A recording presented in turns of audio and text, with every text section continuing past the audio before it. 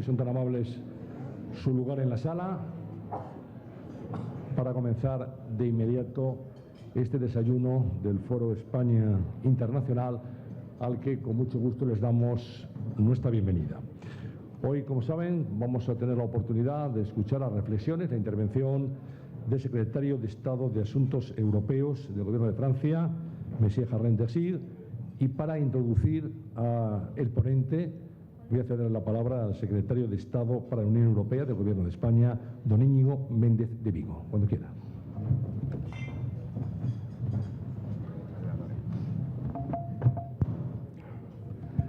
Buenos días a todos. Permítame, ante todo, querido Alain, mostrarte la solidaridad del Gobierno por las pérdidas de vidas humanas, las 6 personas que han perecido en Francia en estos días debido a las lluvias torrenciales, y también congratularme por la victoria de los unionistas en el referéndum escocés de ayer. Creo que es una buena noticia para todos los que vamos haciendo décadas de construcción de Europa que significa unir, trabajar juntos por resolver los problemas de la gente y no por dividir. Creo que esa Europa que tiene tantos desafíos en estos momentos lo que requiere es unir y no desintegrarse, y por tanto me congratulo de ese resultado. Y en esa Europa que estamos construyendo, nuestro invitado de hoy, Alain Désir, juega un papel muy protagonista. Nacido en el año 59, licenciado en Filosofía por la Sorbona, yo recuerdo haber vivido en Francia en los años 80, cuando Alain tenía un gran protagonismo en la vida política y social francesa, en las organizaciones no gubernamentales, fue presidente de SOS Racismo. Yo recuerdo su intervención en L'Heure de Vérité, que era un programa muy importante de Francia, y luego ha iniciado una carrera política que le ha llevado a ocupar distintos puestos de responsabilidad. Tuvimos la suerte de coincidir en el Parlamento Europeo, donde él fue vicepresidente del Grupo Socialista, yo creo que con el presidente Enrique Barón, al que saludo, y más adelante fue elegido primer secretario, que es el equivalente al secretario general del Partido Socialista francés, y desde el mes de abril es secretario de Estado para Asuntos Europeos de Francia. En un momento, como digo, enormemente importante, en el que los países europeos estamos haciendo reformas. Me alegro mucho, Alain, del éxito del primer ministro Valls el otro día en la cuestión de confianza en la Asamblea Nacional, porque es verdad que todos los países europeos lo que tenemos en estos momentos como objetivo no es más que crecimiento, crear empleo, resolver los problemas de la gente. Y por tanto, en ese empeño estamos Francia y España, cuyas relaciones son inmejorables, y esto no es simplemente una frase diplomática, es la realidad. Tenemos una visión muy pareja en los grandes temas a los que Europa tiene que hacer frente. Estoy pensando en la unión energética, estoy pensando en la política común de inmigración. De todo esto va a hablarnos el secretario de Estado francés para la Unión Europea. Yo no quisiera terminar estas palabras sin darle las gracias a él, a su país y al resto de los países europeos por la colaboración, la cooperación política que nos ha brindado Francia en la lucha contra el terrorismo de ETA, que es una página pasada ya de nuestra historia, una página terrible, una página con mucho sufrimiento y donde la solidaridad europea fue el elemento decisivo para acabar con esa lacra y para convertir Europa en lo que es, un espacio de libertad, un espacio de fraternidad, un espacio de igualdad. Querido Alain, la tribuna es tuya.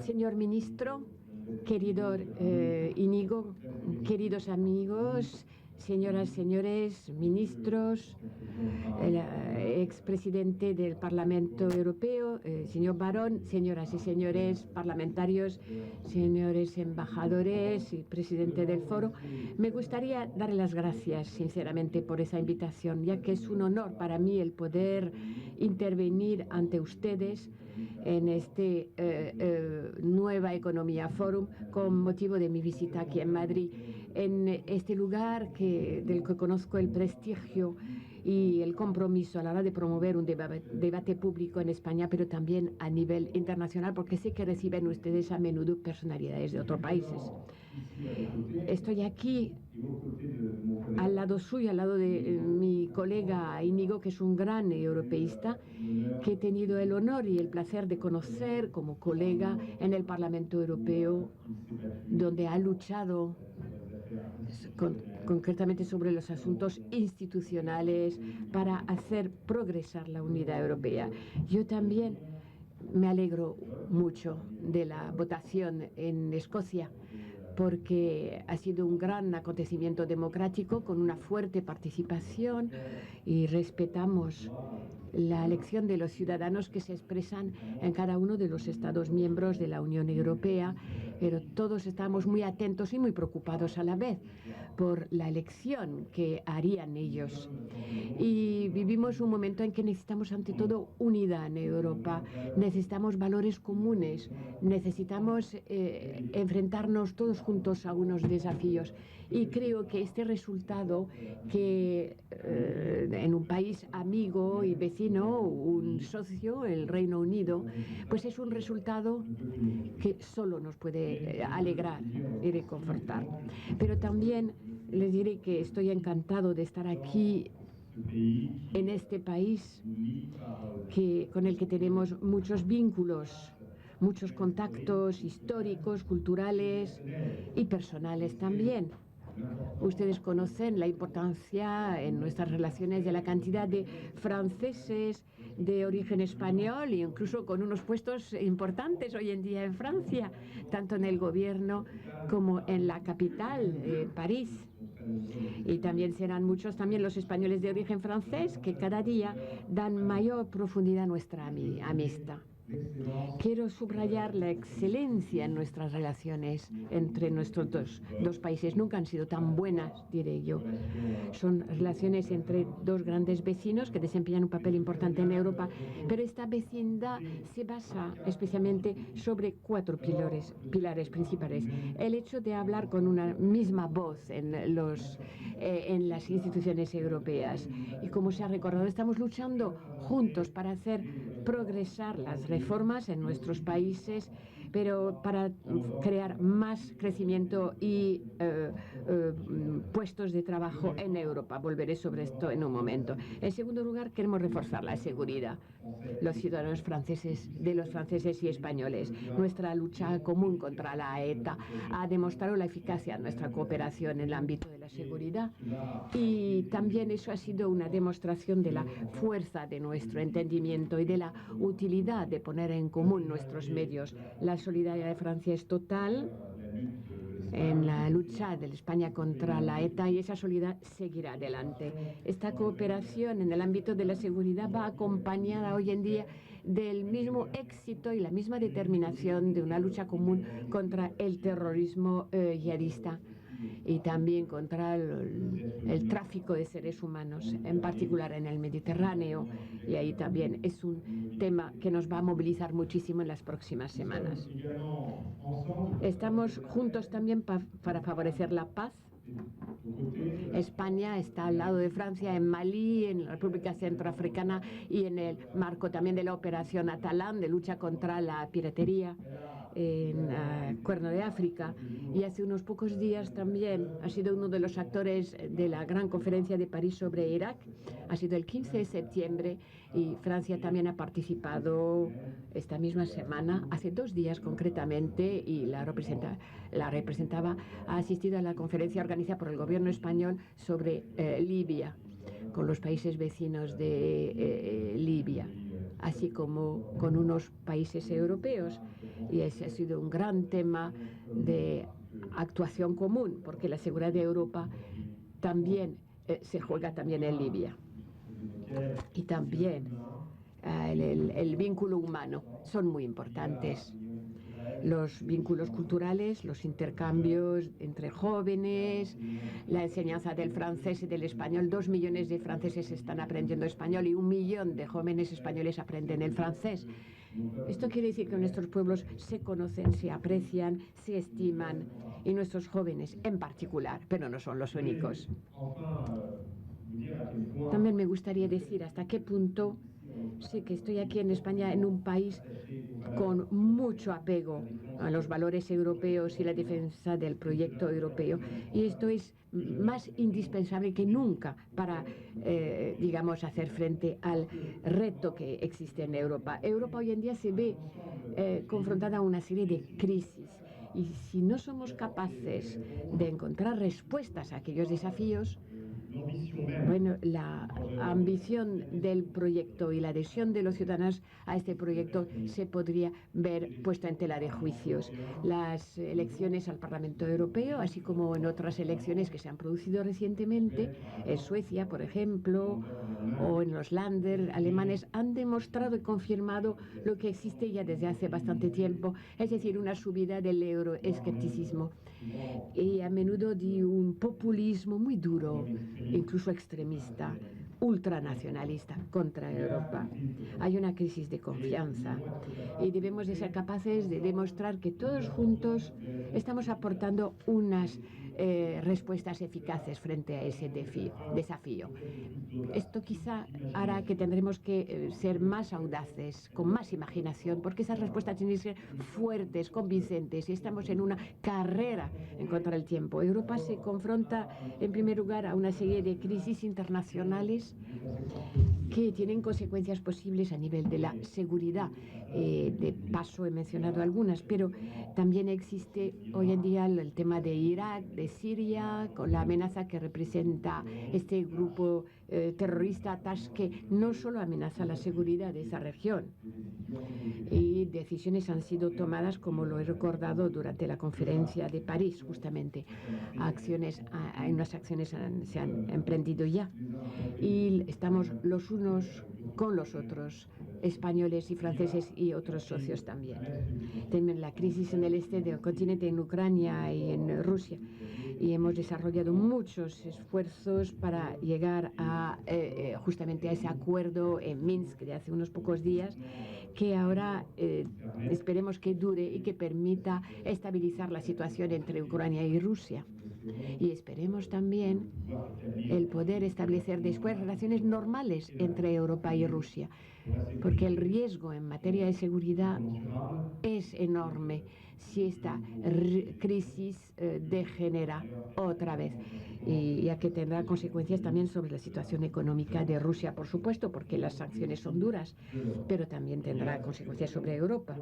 Tenemos la situación en Libia, después, como saben ustedes, un país que está a punto de estallar, en el que el vacío institucional está creando un espacio ocupado hoy en día por una serie de grupos terroristas.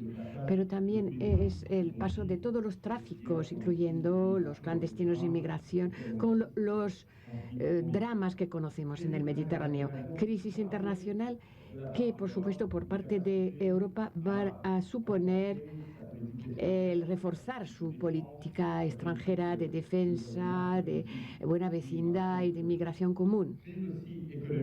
Crisis económica también, y es aquella que viven especialmente nuestros ciudadanos. La crisis del euro ha pasado, pero la crisis dentro del euro sigue estando allí. La crisis del euro la hemos superado. Hoy en día el euro no se ve amenazado, digamos. Ya no decimos que Grecia podría salir, por ejemplo, del euro, o que el aspecto sistémico entre la crisis bancaria y la deuda soberana podría poner en tela de juicio la viabilidad del euro. Pero eso se debe a una verdadera resolución y una determinación política que nos ha permitido hacer frente a esa crisis que salió en los Estados Unidos y que después se expandió en todos los mercados financieros mundiales, entre ellos Europa, y ha puesto en evidencia también una serie de debilidades en la construcción de la economía de la Unión Económica y Monetaria. Pero nuestros gobiernos, jefes de estados, con la Comisión Europea, con el Parlamento Europeo, han sabido establecer unos mecanismos fuertes de estabilidad, unión bancaria, aunque todavía hay que adoptar otras disposiciones. O sea, hoy en día el euro es sólido y eso es importante porque en primer lugar es un proyecto político, al igual que un instrumento importante de integración económica. Pero Europa, desgraciadamente, es la región del mundo, sigue siendo la región en la que el crecimiento es el menor. O sea, con diferencias de un país a otro, es que España, que es uno de los países que ha sufrido especialmente esa crisis, hoy en día está hacia una recuperación espectacular en cuanto a inversión, industria, exportación, etcétera.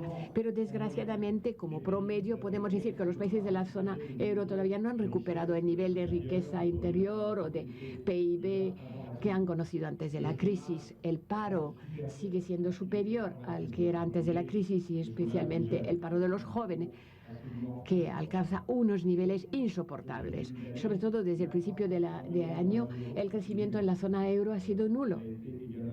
Ha sido de 0 en Francia, en algunos países, en Italia, por ejemplo, pero también en la primera economía de la zona euro, en Alemania, en el segundo trimestre ha sido de menos 0,2%. Puede haber unos vínculos con lo que está ocurriendo en el este y la crisis con Rusia, pero no es la única razón. Europa necesita, y la inflación también está a un nivel excepcionalmente bajo, 0,3% en un año, muy lejos del 2% fijado por el Banco Central Europeo. Ya como lo saben ustedes, existe un riesgo que es el de la deflación quizá, que no ha desaparecido del todo, pero por lo menos si no hacemos nada, un estancamiento prolongado, a estilo japonés, como decimos, que sería un obstáculo a una verdadera recuperación. Con lo cual hoy en día tenemos que encontrar respuestas fuertes, nuevas, siendo audaces, porque el proyecto europeo no puede soportar un estancamiento infinito, que es a la vez un obstáculo a la hora de resolver los problemas del déficit y problemas del endeudamiento, pero sobre todo a la hora de crear condiciones de pleno empleo, con una verdadera recuperación después de la crisis. Y finalmente, como lo dije, nos enfrentamos a una crisis de adhesión, de confianza, digamos, política de los ciudadanos. Y Europa entonces se tiene que concentrar en unas cuantas prioridades, que sea sinónimo de proyectos realizados conjuntamente, de prosperidad encontrada, y que esto no se vaya perdiendo en una serie de políticas en todos los ámbitos, incluso en los que la subsidiariedad nos permitiría encontrar cada uno las respuestas más adecuadas. Entonces, ¿en qué prioridades debemos de centrarnos hoy en día? Voy a mencionar unas pocas y después podremos volver sobre ello en el debate. Por supuesto, como lo hemos dicho Íñigo y yo, el crecimiento, primera prioridad. Y para nosotros será el objeto de reuniones muy importantes a nivel de jefes de Estado y de Gobierno para este otoño. Habrá una cumbre que se va a celebrar el 8 de octubre, por ejemplo, sobre el trabajo, el empleo y el crecimiento. El Consejo Europeo el 24 de octubre pues hablará del crecimiento, pero también de las decisiones que conviene tomar en cuanto a política de energía y de clima. Después habrá una cumbre especial de los países de la zona euro sobre nuestra estrategia para salir de la crisis. Y cuando el nuevo comisariado con el señor Juncker ya estará establecido, pues con todos los comisarios, pues nos gustaría tener una reunión rápidamente con los jefes de Estado y de Gobierno sobre la inversión y ese famoso plan que Jean-Claude Juncker ha anunciado para la inversión para 3 años. O sea, que se trata de la estrategia económica para el crecimiento y el empleo. Y para nosotros todo tiene que basarse sobre 4 grandes palancas. Y la combinación de esos 4 elementos que no hay que oponer el uno al otro, sino más bien saber articularles. La primera palanca es la política monetaria, porque lo he recordado, la inflación está a un nivel excepcionalmente bajo y el presidente del Banco Central Europeo, Mario Draghi, él mismo ha señalado que esto suponía una política monetaria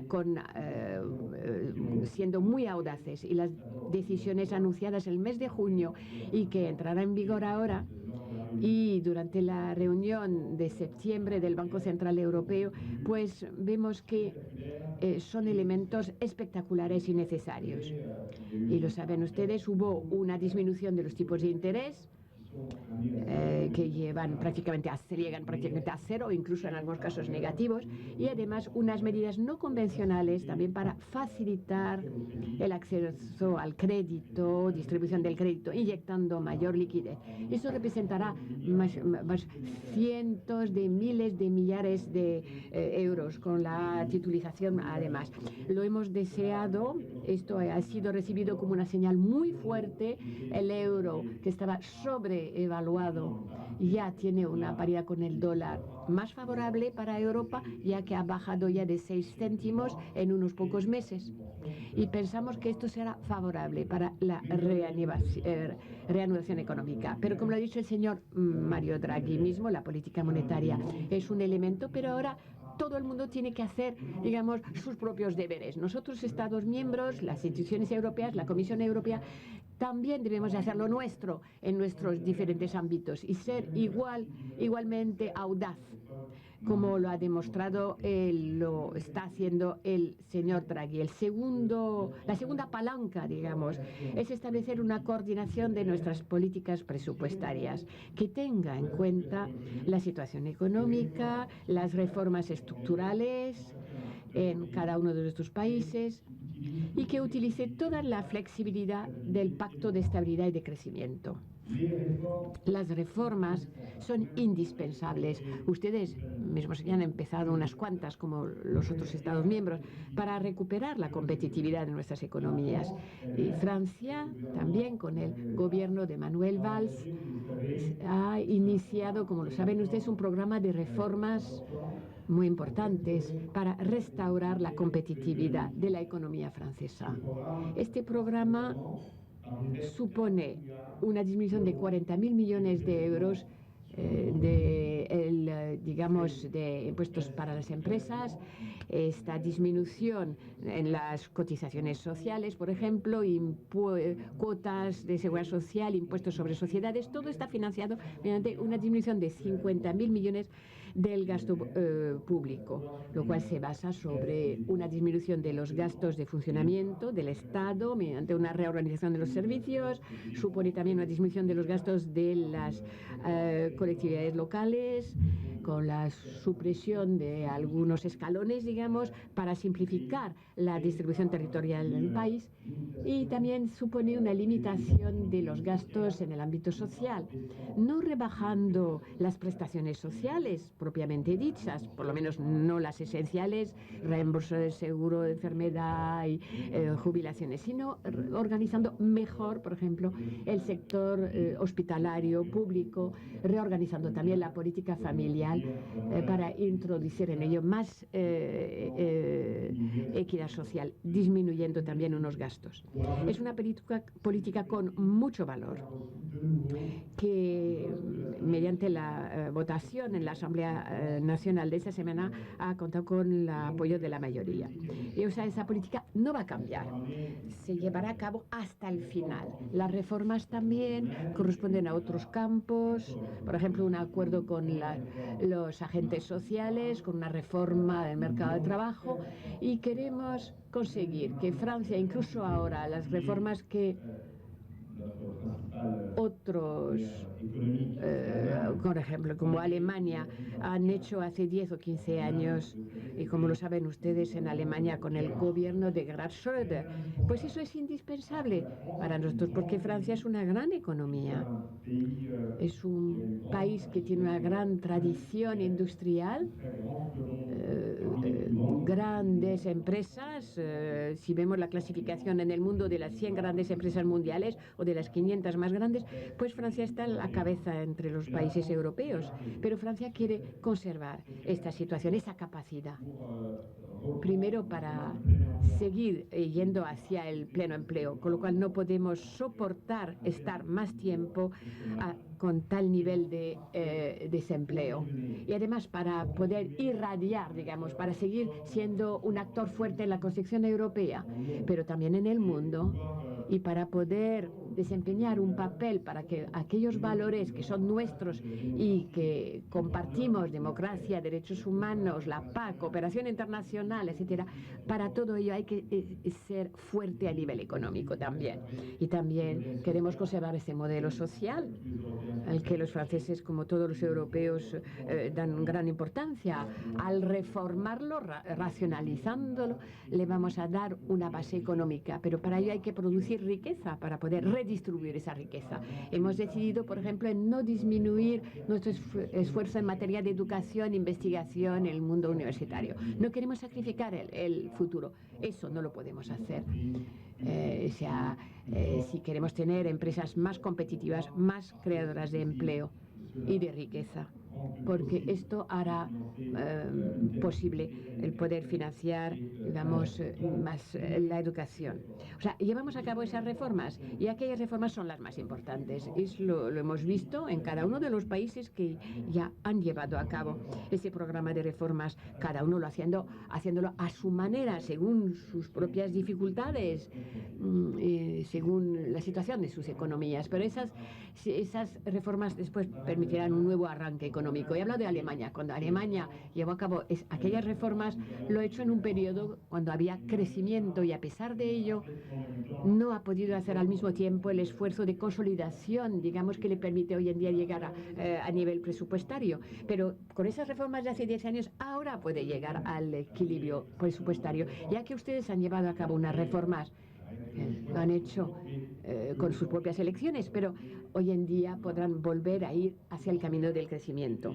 Y en cada uno de los países de Europa vemos qué es lo que se está produciendo. Por eso decimos que el interés de Europa es el saber utilizar las diferentes flexibilidades, pactos de estabilidad y de crecimiento, para no añadir más dificultades a la situación actual. A nivel presupuestario, que quizá siendo demasiado rápido, pues podríamos llegar a una deflación.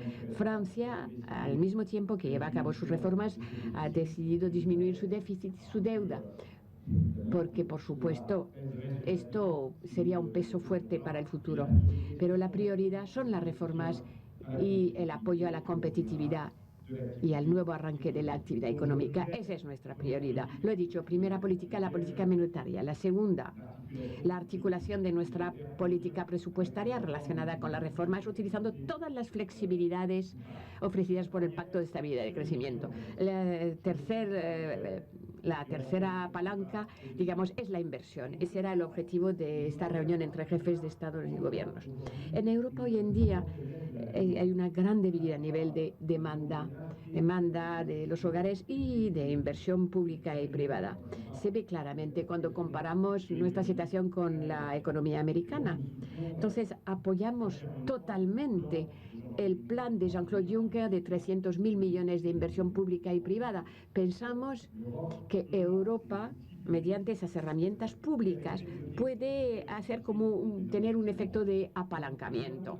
Necesitamos hacerlo, pero no solo por razones de reactivación, sino para aumentar el potencial de crecimiento de Europa en unos campos en los que la falta de inversión nos hace sufrir de retraso, digamos. Tenemos que trabajar para las infraestructuras del futuro, de transporte, sobre todo el mundo de la electricidad, la energía, en el digital, investigación, innovación, porque ahí se basará nuestro crecimiento del futuro. Entonces vamos a defender el hecho de que Europa tiene que utilizar mejor los instrumentos existentes, el presupuesto plurianual, que siempre no se consume perfectamente, que utilice mejor también esa herramienta fundamental que es el Banco Europeo de Inversión, pero que tiene que aceptar tomar más riesgos. Sí, claro, quiere preservar su AAA, pero el objetivo de este banco es, en fin, invertir, sobre todo en los países del sur de Europa, donde el sistema bancario quizás no sea siempre suficiente. O sea, la Banca Europea de Inversión va a reforzar sus acciones asomando más riesgo. Es una herramienta muy eficaz con la cobertura del presupuesto europeo, pues 250 millones, hemos podido invertir varios mil millones, o sea que de esa manera podemos utilizar hasta casi 3.000 millones del presupuesto europeo para cubrir futuros proyectos, o sea, una capacidad de préstamo para financiar proyectos europeos. Tenemos que pensar también en la movilización del ahorro privado, que es abundante en Europa, como un promedio de 12%, cuando es un 8% en los Estados Unidos, pero está muy poco orientado hacia la financiación de la economía real, a las pymes. Pensamos que ahí también tenemos que ser más audaces, tener más imaginación, pensar incluso en, digamos, una libreta de ahorro europea. Y así cada ciudadano podría contribuir a la financiación de Europa. Por eso requiere decisiones comunes en cuanto a fiscalidad, organización de este sistema que se podía distribuir a través de la red bancaria. Finalmente, la cuarta palanca es el empleo. No podemos aceptar que, digamos, un 40 o 25% de jóvenes, o incluso más en algunos países, bueno, pues sufran de esa falta de empleo. Es un escándalo social, es un peligro político. Hemos adoptado un programa, la Garantía para la Juventud, con 6.000 millones de euros para los próximos 2 años. Hemos empezado, cada uno de nuestros países, a firmar programas operativos con la Comisión Europea, pero ahora tenemos que implantar, aplicar ese programa, y la Comisión tiene que ayudar a los Estados miembros a consumir, entre comillas, esta dotación, digamos, para que aquellos jóvenes se vean más acompañados y que puedan salir, integrarse mejor en el mundo empresarial, para que todos los jóvenes que vuelvan al empleo, digamos, sea también una manera de hacer de él un ciudadano en su país y también hacer de él un ciudadano europeo gracias a esta movilización de Europa. Y cada joven que consiga un empleo, mañana será un salario que llega a su familia. Es optimismo en su familia y es el futuro que se prepara. Señoras y señores, no quiero desarrollar más a fondo los otros puntos, pero hemos mencionado los principales. La Europa de la energía es una necesidad también para la seguridad energética, pero también para hacer frente al cambio climático. Es un campo evidente para todos que no podemos resolver esos retos a nivel de cada país. Tenemos que encontrar soluciones frente a crisis, por ejemplo, el suministro de Rusia o cambio climático a nivel de cada país es imposible. Tenemos que actuar todos juntos, tomar decisiones rápidamente con motivo del Consejo Europeo del 23 y 24 de octubre. Eso se tratará. Tenemos que estar muy unidos ahí cuando se va a organizar la gran conferencia, la llamada Conferencia París Clima el año que viene. Esperemos llegar a un acuerdo mundial en ese caso, porque si no somos capaces ahora de crear los mecanismos que limiten el aumento de la temperatura en el planeta, vamos hacia catástrofes enormes, con lo cual es una responsabilidad también de Europa el ser pionera en ese sentido, y tomando las decisiones ahora para dar las indicaciones necesarias para los diferentes sectores de la economía, para saber cómo situarse, cómo invertir en la eficacia energética o el almacenamiento de la energía, motor de hidrógeno, equipamiento del continente, etcétera, y una interconexión, que es otro gran tema, por cierto, sobre el que estamos trabajando juntos. O sea, una energía más verde, más segura, más competitiva. Y para ello, por supuesto, tenemos que hacer de este reto de la seguridad energética y del cambio climático, hacer no una limitación, sino una oportunidad de ser cada vez más fuerte en el campo de las innovaciones. Una política de la inmigración después, porque una vez más no podemos dejar a cada país que haga frente a esa situación en sus fronteras, esas personas que se ahogan en el Mediterráneo intentando alcanzar las costas italianas, de Malta, de Grecia y también de España. O sea, no se trata únicamente porque quieren venir a Italia, a Malta, a Grecia o España, quieren venir a Europa. Después están en Calais porque quieren cruzar claro, quieren pasar al Reino Unido, otros que quieren ir a Alemania, o les encontramos en Suecia, porque ahí ya tenían, por ejemplo, unos amigos o unos parientes que habían huido de otras guerras civiles. Hoy huyen de Siria, de África subsahariana con el hambre, pasan por Libia, pero yo creo que Europa toda junta tiene que responder a ese desafío. Italia ha lanzado una operación Mare Nostrum por razones humanitarias, pero al mismo tiempo la respuesta desgraciadamente no ha sido suficiente, no a nivel humanitario, hay demasiados muertes, pero no hay una buena gestión de los flujos todavía. O sea, tenemos conjuntamente que establecer una política de inmigración común y tener quizá unos guardacostas europeas el día de mañana, o un enfoque global sobre la acogida de aquellos que son refugiados políticos. Y hay que trabajar también con los países de origen, los países de tránsito, en cuanto a la readmisión, o para que haya reglas que sean respetadas, y para conseguir también una estabilidad en el desarrollo de la democracia. En ese sentido, movilizándonos, ayudando a los países de la orilla sur del Mediterráneo.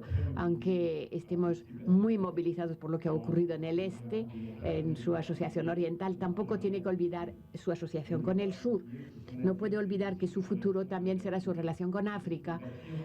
Se trata de construir una alianza con ese continente joven, en plena expansión, pero que necesita nuestra solidaridad. Tenemos que ayudar a la joven democracia tunecina, que ha sabido superar muchas dificultades después de la primavera árabe, y que el mañana será una tierra de crecimiento, si queremos que sea de estabilidad y democracia. Lo mismo con Marruecos y Argelia.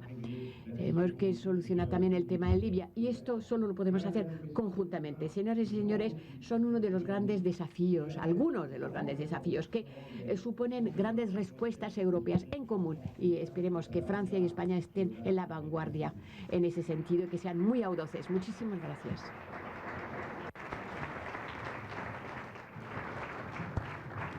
Gracias, señor secretario de Estado. Vamos a comenzar de inmediato el coloquio y vamos a plantear las cuestiones, que son muchas, por cierto, que nos han llegado durante la intervención del señor de Siga.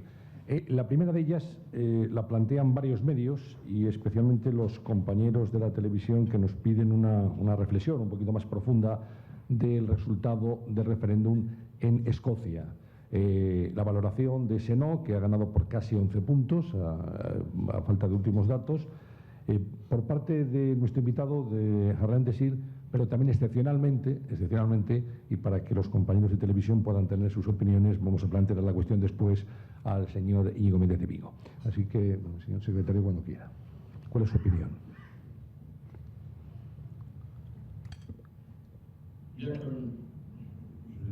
Como lo dije al principio, yo creo que ha sido una elección muy importante para los escoceses. Y más allá de ello, para todos los europeos.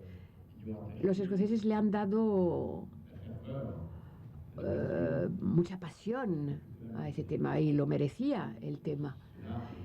Esto ha sido una votación democrática que ha movilizado, no tengo la cifra exacta, pero casi 90% de los electores, de aquellos que sí que podían votar.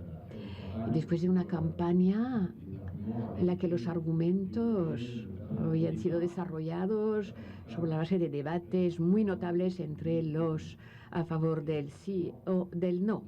Y por supuesto respetamos el que sea el resultado de una votación democrática, sobre todo dentro de la Unión Europea.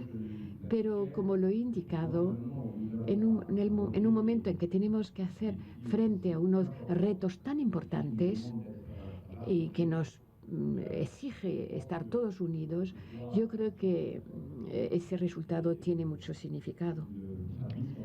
Y probablemente traduce quizá lo que es la conciencia, que la hora no es la hora de la fragmentación y de la dispersión, sino más bien reforzar la unidad, respetando a cada uno, por supuesto.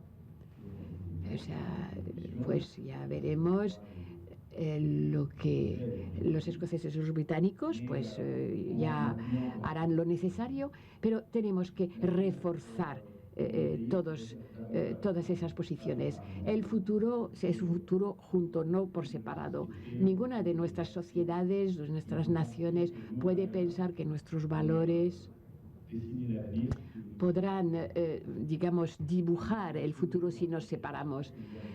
Si vamos a asegurar el bienestar de nuestros ciudadanos, haremos frente a la globalización, vamos a mejorar las condiciones de vida, garantizando nuestra seguridad. Sí, pero no si nos separamos los unos de los otros. Y nuestro objetivo dentro de la Unión Europea es ayudar, al contrario, a que podamos encontrar respuestas comunes, reforzando la unidad entre nuestras naciones y, por supuesto, dentro de nuestras sociedades.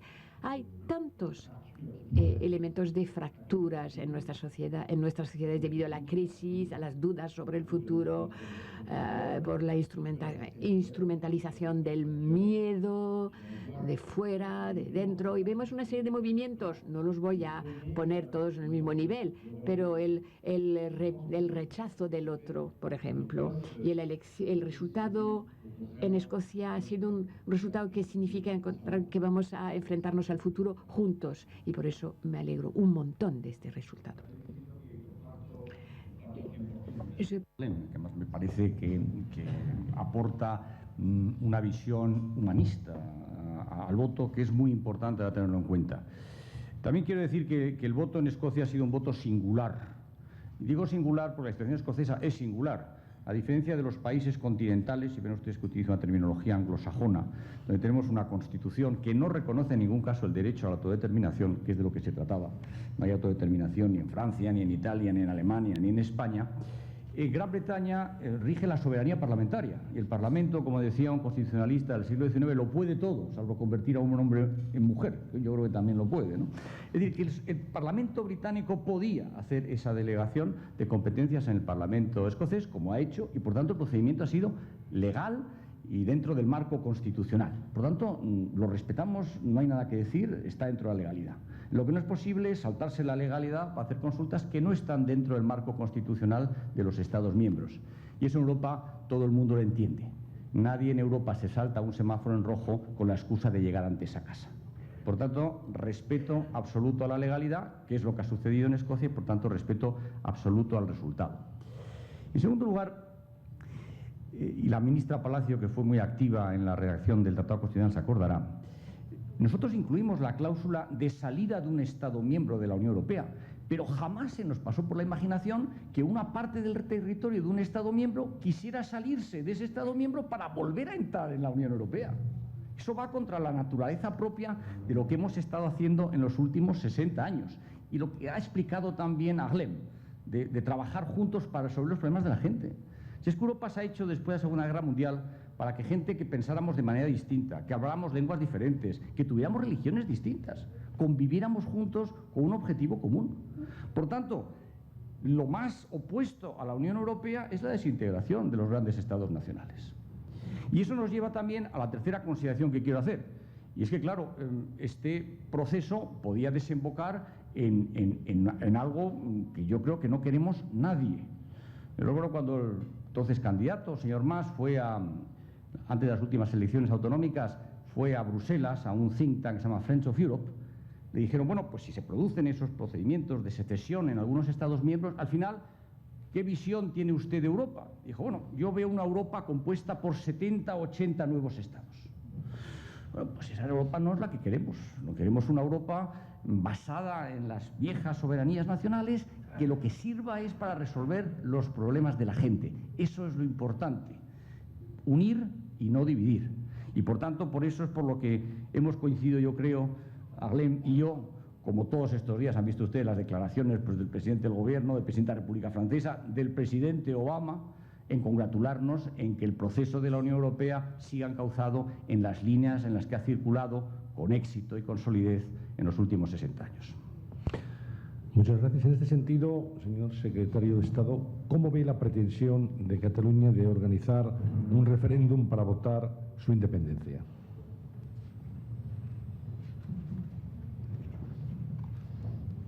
Dans la suite du raisonnement qui était le mien à l'instant, Bon, je respecte évidemment les choix qui seront faits par l'Espagne selon ses règles constitutionnelles concernant la question qui est posée en Catalogne. Mais je crois que le Premier ministre, Manuel Valls, avait eu l'occasion de le dire au mois de juillet, à l'occasion de sa venue à Madrid. Dans cette période que nous traversons en ce moment en Europe, tout ce qui unit renforce et tout ce qui divise affaiblit. C'est notre conviction la plus profonde. Nous sommes face, je l'ai dit, à des défis qui appellent beaucoup plus d'unité entre les Européens. Et c'est le sens même de l'histoire de la construction européenne, comme cela vient d'être rappelé, depuis 60 ans. C'est comme cela que nous pensons que nous aiderons nos peuples à améliorer leur situation, leurs conditions de vie, à relever ensemble les grands défis de la sécurité, de la croissance, des relations avec les voisins de l'Europe en Méditerranée. C'est en étant plus rassemblés, plus unis. Et par conséquent, c'est dans cet esprit que nous sommes concernant la question qui sera posée ou qui est en discussion actuellement avec la Catalogne.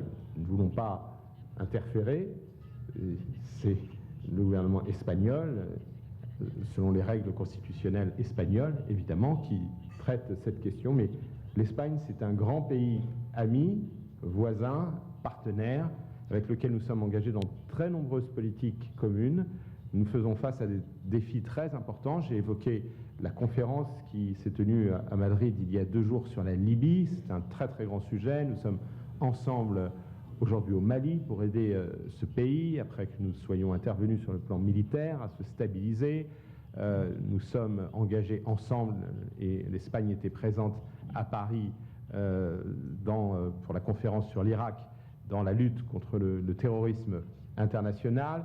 Nous avons aussi à conforter, à faire redémarrer la croissance, l'économie en Europe, pour lutter pour l'emploi, pour régler ensemble des grands sujets qui sont ceux, je l'ai dit, de la construction de l'Europe, de l'énergie. Pour tout cela, nous avons besoin d'une Espagne forte et unie aux côtés de la France. C'est cela notre état d'esprit.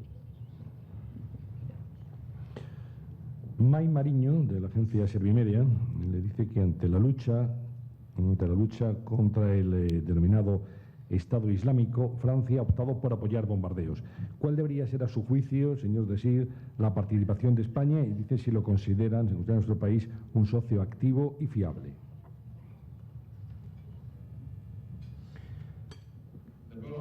En primer lugar, consideramos todos que este grupo terrorista que se llama Estado Islámico, pero que no es un Estado y que no representa el Islam, que se llama Daesh en el mundo árabe, es un grupo que hoy en día está sembrando terror, atacando a todos aquellos que no piensen como él.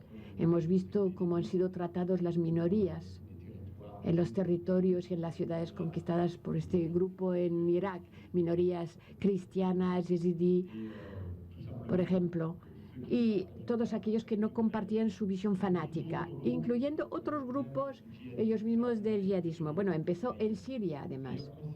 Y en Siria, este grupo, que se presentaba como siendo el adversario de Assad, empezó a eliminar los demócratas sirios. Y fue el movimiento que salió de la primavera árabe y que expresaba el deseo de cambiar las cosas y de derrocar una dictadura. Pues aquellos han sido las primeras víctimas de ese grupo Daesh. Ese grupo Daesh ya sabemos que no parará por sí solo en su empresa horrible, masacres, crucificando sus adversarios, matando periodistas, sembrando el terror, atacando a las mujeres, utilizando a los niños como bomba humana en atentados espantosos. Son una amenaza, no solo para la seguridad de esta región, hoy en día de Irak o de Oriente Próximo. Saben ustedes que hay una gran cantidad de combatientes extranjeros que se han unido a este grupo y que hacen una propaganda en Internet de todos esos hechos y que atraen desgraciadamente a gente, especialmente a jóvenes, incluyendo europeos, no solo de países del Magreb. En Francia pensamos que como 950 son aquellas personas, ciudadanos franceses, que han ido a unirse a este grupo o que están intentando hacerlo. Y 350 están ya allí. Algunos también, unos varios, murieron en esos combates. Hemos identificado a 36 personas matadas en aquellos combates. O sea que hay que tomar medidas, porque esos combatientes ahí, pues con el terror y el terrorismo es lo que están aprendiendo. Hemos visto lo que ha pasado con uno de ellos y los masacres del Museo Judío de Bruselas. Desgraciadamente los hay en todos los países, España, Alemania, Gran Bretaña. Y eso es un verdadero riesgo para nuestra seguridad si consideramos la ideología y el fanatismo de ese grupo. O sea, con España, así como con otros socios, estamos totalmente comprometidos, ¿verdad?, de apoyar al Estado iraquí, que finalmente ha constituido un gobierno con todos los componentes del pueblo iraquí y que ha pedido la ayuda de la comunidad internacional.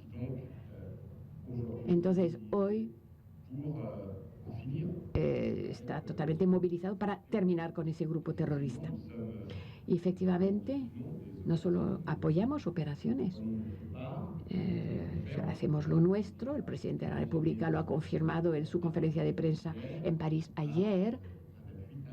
Vamos a apoyar por vías aéreas a aquellos, con una ayuda militar también a los combatientes del Kurdistán iraquí, y una ayuda humanitaria también para apoyar a aquellas poblaciones desplazadas, cientos de miles de personas que sufren de las acciones de ese grupo. O sea, que estamos juntos con España y cada país aporta la ayuda o la contribución que pueda decidir dentro de esa coalición. Y estamos hablando de ello y fue el tema de la conferencia de París. Todos nuestros países están en contacto, se volverán a encontrar en la Asamblea General de las Naciones Unidas para coordinar sus acciones conjuntamente con las autoridades iraquíes y para luchar contra este grupo que no dejaremos actuar de una manera impune. Pregunta de Pedro González, de Zoom News. Dice, uno de los principales retos europeos en este momento es la guerra contra el yihadismo islámico. ¿Cree usted, señor secretario de Estado, que la disposición de los europeos frente a esta guerra es tan firme como en conflictos pasados en los que también se jugó el destino de Europa?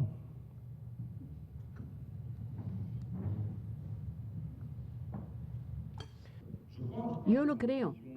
Creo que la resolución de los diferentes Estados miembros de la Unión Europea es muy clara, muy firme. Pero este tema me hace mencionar varios aspectos, dos en particular. Por un lado, yo creo que todo lo que ha ocurrido en Ucrania, que es de otra naturaleza, pero que no obstante ha mostrado que el tema de la paz, de la seguridad en Europa, es un tema que no se resuelve definitivamente así por sí solo. Antes de ayer, hubo esas guerras en los Balcanes y tuvimos que restablecer la paz. Y yo me acuerdo que personalidades españolas han desempeñado un papel muy importante en los acuerdos de Dayton, pero también tuvimos que intervenir en contra de aquellos que actuaban en una forma de un genocidio. Europa no estaba movilizada, pero no contaba con una política de defensa suficientemente organizada. Desde entonces hemos tomado decisiones en el Consejo Europeo, varias decisiones, pero sobre todo a final del año pasado, en diciembre, es para Europa de la defensa. Habrá otra conferencia el año que viene sobre el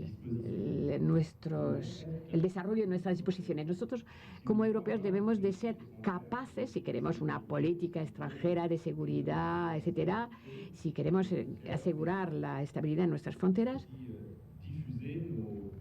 difundiendo nuestros valores, aquellos que se basan sobre la paz en la negociación, tenemos que tener también una herramienta de defensa. No solo herramientas de defensa nacional, sino cada vez más coordinando nuestras capacidades de defensa. para no contar con los demás, porque si siempre tenemos que llamar a otros cuando es necesaria una intervención, quiere decir que no tenemos unos medios de política extranjera. Debemos de tener una política común exterior, porque, por supuesto, si hay diferencias, 28 respuestas diferentes, sería la catástrofe. Ha sido uno de los grandes retos en el problema de Ucrania y de Rusia. Al principio había diferentes puntos de vista porque no vemos exactamente las cosas de la misma manera, con las relaciones con Rusia, pues unos teníamos más confianza, otros más cercanos a Rusia tenían quizá menos confianza, pero afortunadamente hoy podemos decir que hay esta voluntad común y esos mecanismos que nos permite saber tomar las decisiones juntas. Y hemos decidido imponer sanciones todos juntos, al mismo tiempo manteniendo abierto el dispositivo de diálogo, porque Francia concretamente ha contribuido con las reuniones, digamos, con motivo del 70 aniversario del desembarque en París entre el presidente Putin y Poroshenko con la canciller Merkel. Bueno, pues este proceso, sanción, firmeza si hay violación del derecho internacional y soberanía de Ucrania y al mismo tiempo diálogo. Este proceso que hemos llevado juntos los 28 nos permite hoy concretamente el poder esperar que se implantará el plan de paz hasta el final, aquel que ha sido firmado en Minsk el 5 de septiembre. Pero también, para que esa política sea creíble, los europeos tienen que ser capaces de tener una respuesta de defensa. Lo hacemos dentro del marco de la OTAN, pero tiene que haber un pilar europeo. Hay unos ámbitos en que la firmeza de Europa tiene que ser más presente. Ese es un elemento en esa respuesta. Tenemos que estar unidos, pero tener también los medios que nos permitan mañana crear una Europa de defensa. Eso pasa también por elecciones industriales. Tenemos que invertir juntos. No podemos tener 28 presupuestos de defensa, cada uno intentando contar con todas las herramientas de la defensa moderna para tener una fuerza de proyección, observación, drones, etcétera. Entonces, uno de los objetivos, por ejemplo, es invertir juntos en los drones de vigilancia europea. Bueno, eso lo hemos puesto en el orden del día de reuniones desde hace meses, pero ahora tenemos que tomar una decisión.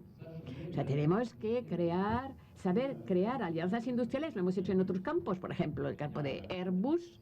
La dimensión civil y militar es un gran éxito. De no haber hecho juntos esa elección industrial de Airbus, hoy en día teníamos Boeing, compañías asiáticas que se están construyendo y 2 o 3 supervivientes en la industria aeronáutica europea, pero no serían capaces de conquistar nada. O sea, juntos, justamente, y gracias a esto tenemos grandes desarrollos en la aeronáutica. Bueno, pues tenemos lo mismo, necesitamos lo mismo en la industria de defensa y de seguridad. Tenemos que crear una base industrial en Europa. El segundo aspecto, en esta lucha contra el yihadismo también hay una reflexión muy importante que tenemos que tener sobre los valores, porque ya lo dije, hay unos jóvenes europeos que se van allí a luchar y eso también es otro reto para nuestras sociedades. ¿Cuáles son las fracturas que existen en nuestras sociedades? Los fracasos también, quizá, en la integración, que hacen que unos jóvenes se ven fascinados por esa barbarie, este fanatismo, y que deciden ir allí y eventualmente volver para intentar atentar. Y varios atentados han sido parados en Europa gracias a la cooperación de nuestros servicios de inteligencia y cooperación judicial, que por cierto tiene que reforzarse. También existe la cooperación a la hora de defender nuestros valores. Pues ahí también a este nivel tenemos que tener resoluciones muy fuertes. O sea, es negarse a asimilar el Islam con ese fanatismo. También es defender sociedades que respetan a cada uno, pero también hacer que no haya discriminación. Porque todos aquellos jóvenes de origen extranjera y que viven en nuestros países, a menudo que han nacido en otros países, que no tienen otro país, que no han conocido otro país, han nacido ahí, sus padres vinieron de otras partes, pero son ciudadanos al 100% en nuestros países, pues que no tengan la tentación por algunas heridas o sentimientos de exclusión, que se vean abogados a luchar contra su propia sociedad. Su sociedad es la sociedad europea. Entonces ya saben ustedes la antipropaganda que tenemos que hacer en Internet. Hay que cerrar unos cuantos sitios web de ese tipo de propaganda. Pero una vez más hay todo ese trabajo que tenemos que hacer porque reconocemos que en nuestros países de democracia abierta todos los ciudadanos tienen su lugar. Y eso es lo que tenemos que reforzar, y que aquellos jóvenes que vienen de países del mundo musulmán que no estén excluidos de nuestras sociedades. Una pregunta sobre política interior francesa la formula Íñigo Alfonso, de Radio Nacional de España. El avance del Frente Nacional y la posibilidad de que pueda acceder al Elíseo podrían forzar una estrategia conjunta entre los socialistas en el gobierno y los conservadores. ¿Podría ser Francia gobernada por una fuerza ultra y populista? No lo creo. Pero el Frente Nacional, es verdad, ha progresado en esos últimos años de una elección a otra. A principios de los años 80, cuando empezó a desarrollarse. En la segunda vuelta de las elecciones de 2002 han estado presentes, aunque en la segunda vuelta los franceses han mostrado que no aceptarían, por supuesto, dar la presidencia de la República a Jean-Marie Le Pen. Hoy en día es su hija, Marine Le Pen, que es la presidenta de este movimiento. E intenta, bueno, darle una cara más tranquilizadora, aunque fundamentalmente los mismos temas populistas siguen apareciendo, pero quizá presentado de una manera más sociable, más respetable, y de alguna manera una situación además de crisis económica, una crisis de confianza en el futuro, una crisis de confianza en la palabra política, pues ese partido está progresando especialmente en unos territorios que han sufrido mucho de la crisis económica, con un paro muy elevado, con un sentimiento de quizá de verse un poco abandonado, unos territorios un poco alejados de los centros de la metrópoli. O sea, prosperan a partir del miedo, o sea, sobre desgracia y miedo y angustia, y sobre todo sobre la idea de que todos los problemas vienen siempre de los demás, de Europa, de la globalización, de los inmigrantes, de los hombres políticos. Por supuesto, es una retórica de designación, de hecho expiatorio, que conocemos, pero que es muy peligroso. Bien, entonces, primero hay que ser muy firme, sin ninguna concesión frente a movimientos que difunden valores antirepublicanos y antieuropeas. Pero hay que encontrar una solución al fondo también del problema, y por eso ha sido lo que he evocado hace un momento en cuanto a la economía, el crecimiento y el empleo. Europa no podrá responder fundamentalmente a la subida de esos populismos si no se convierte otra vez en un lugar de prosperidad y de justicia social. Esa es la respuesta de fondo. Y si nuevamente no es sinónima de proyectos realizados en común, con éxito, etcétera, que sean sinónimos de futuro, pues progresarán esos movimientos. Necesitamos más Erasmus en Europa. Erasmus es el símbolo mismo del éxito de una política popular europea. Es útil para los programas universitarios de los jóvenes. Siempre es mejor haber vivido esa experiencia, el estudiar durante un semestre en otro país, aprender otro idioma, pero sobre todo va a crear, favorecer los ciudadanos europeos. Es una política europea concreta. Eso es lo que tenemos que hacer en diferentes campos que he evocado. He hablado de la energía, pero podríamos hablar de la Europa digital, de muchos otros campos. Por ejemplo, en la ciencia. Yo, como Íñigo lo habrá hecho, yo visito centros de investigación punta en Europa. En Rumanía estuve hace unos días para visitar un futuro super láser Europa ha decidido que también la investigación se tenía que desarrollar con los países de Europa Central y Oriental, donde hay muchas otras cosas que hacer para que recuperen su retraso. Están aquí desde hace 10 años, estaban del otro lado del telón de acero hace prácticamente muy pocos años, pero ahí también tiene que situarse el futuro y la investigación de punta. O sea, gracias a la investigación habrá allí unos equipamientos científicos con equipos de investigadores del mundo entero. Pero es lo mismo en otros países, pero no lo decimos a menudo. Estuve en Bordeaux hace 2 días. Igualmente, hay un láser muy performante lanzado por Europa. Pero el gobierno dice, yo he creado este nuevo equipo, la región, en fin. Pero nosotros tenemos que poner mucho más en valor, valorizar mucho más lo que Europa puede hacer de positivo.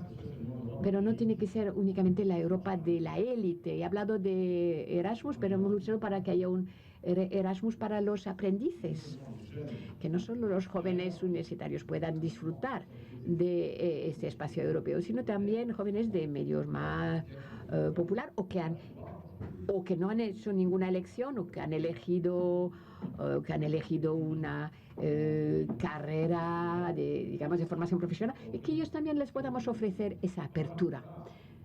Bueno, la garantía para la juventud es eso, es hacer saber que gracias a Europa que podemos conseguir aquello. O sea, la respuesta a la extrema derecha se basa, por supuesto, sobre una gran firmeza política, ideológica, de valores, y Francia jamás aceptará ser gobernada por esos extremistas. Pero también dicho que todo se basará sobre el hecho de poder demostrar que nuestras políticas económicas, nuestras políticas europeas dan resultados, dan sus frutos. Esa era la mejor manera de hacer ver a los ciudadanos del discurso, del poco valor que tiene ese discurso anti-europeo de esos populistas.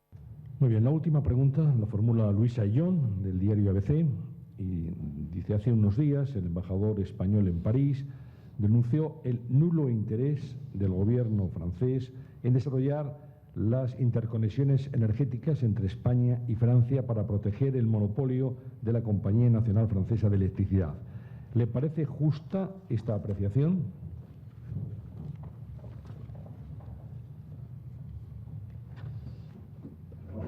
En primer lugar, no creo que haya dicho esto así en esos términos, pero en fin. Pero en el fondo, primero, como ya lo dije, construir la Europa de energía es una prioridad. Por todas las razones que he evocado: seguridad energética, lucha contra el cambio climático. Y una de las dimensiones, pero hay muchas otras también, hay que invertir en energías renovables, invertir en las tecnologías del futuro, el almacenamiento de la energía, pero una de las dimensiones es el desarrollo de las interconexiones, y concretamente en la península ibérica y Francia. Hoy tenemos una capacidad de interconexión de 1.400 megavatios, y los proyectos en los que invertimos actualmente deberían de subir esa capacidad rápidamente, porque se han elegido unas inversiones para llegar a 2.800 megavatios. Es lo que estamos trabajando sobre ello ahora mismo, pero nuestra idea es ir mucho más allá de aquello. Hay varios proyectos, unas veces muy audaces, de cable eléctrico que cruzaría el Golfo de Gasconia, por ejemplo. Un gran reto tecnológico, por el relieve. Hay otros, podemos utilizar los túneles, pero plantea problemas también porque tenemos unos parques nacionales en los Pirineos. Pero se está estudiando varios proyectos actualmente, y ahora tenemos que encontrar la financiación, porque cuando miramos las inversiones que suponen los proyectos más avanzados, por ejemplo, ese gran cable en el Golfo de Gasconia, pues eso representaría más que duplicar las inversiones actualmente hechas por el gestor de transporte de electricidad en Francia, que se llama RTE, que para las líneas de alta tensión. Con lo cual quiere decir que tiene que ser una de las prioridades del plan Juncker de inversión. Y tenemos que garantizar también que en el presupuesto que se llama Mecanismos de Interconexión, en el presupuesto europeo, en el marco financiero plurianual, pues entendemos que sí, hay muchas cosas que hacer en Polonia y en el este de Europa por razones de independencia energética con relación a Rusia, pero que no nos debemos de olvidar también que nosotros también necesitamos aquí, entre Francia y España, necesitamos el poder desarrollar mucho más esta interconexión. Francia y España ya desde hace varios años intercambiar mucho más electricidad en ambas direcciones, por cierto, se debe al desarrollo de la industria y al desarrollo de la economía. Pero ahora ya nos enfrentamos a otros retos. Tenemos que poder producir más energías renovables y ya España se ha posicionado para ello, especialmente en lo solar y eólica. Y las renovables pues plantean problemas de intermitencia. Entonces, por eso el problema del almacenamiento de la energía es muy importante. O sea, que si queremos utilizar de una manera inteligente esas nuevas capacidades de producción, tenemos que poder no solo suministrar nuestros mercados nacionales, pero cuando tengamos una sobrecapacidad durante algunas horas o algunos momentos del año con relación al consumo interior, el poder volcar este consumo hacia el resto de la red europea. Y eso funciona en ambas direcciones. Tenemos mucho nuclear que nos garantiza la seguridad. Es una elección debatida, se hace en otros países. Pensamos que es una elección que tiene muchas ventajas a nivel económico y otras ventajas ecológicas también, porque somos un país que emite menos gases CO2 gracias al nuclear, justamente, y gases a efecto invernadero. Es una tecnología muy complicada y entonces ya nosotros en algún momento producimos más electricidad de la que vamos a consumir.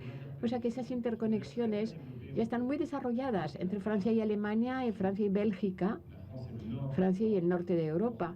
Y pensamos que tenemos que desarrollarlas mucho con la península ibérica. Entonces, quiero desmentir aquellos propósitos del embajador, quiero tranquilizarles sobre todo y decirles que es uno de los temas esenciales en los debates bilaterales que vamos a tener hoy con Íñigo Méndez de Vigo, porque después tendremos unas reuniones de trabajo y con el señor Moragas, que voy a encontrar en la Moncloa en un momento. Y por supuesto será uno de los grandes temas que se va a evocar en la cumbre franco-española de principio de diciembre. Y quiero añadir que ha sido un gran orgullo para nosotros. Era la última pregunta, entonces me aprovecho, ¿verdad? Por contestar a preguntas que no se han formulado.